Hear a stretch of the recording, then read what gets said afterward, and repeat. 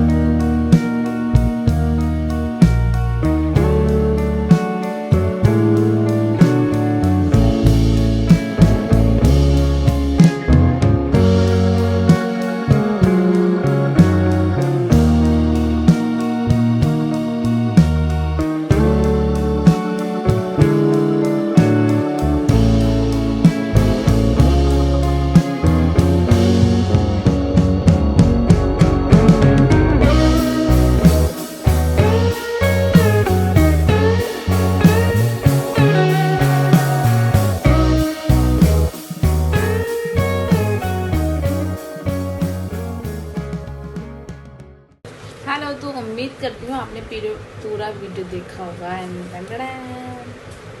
आपको कैसा लगा मुझे बताना, आप जानते हो या नहीं ये भी मुझे बताना।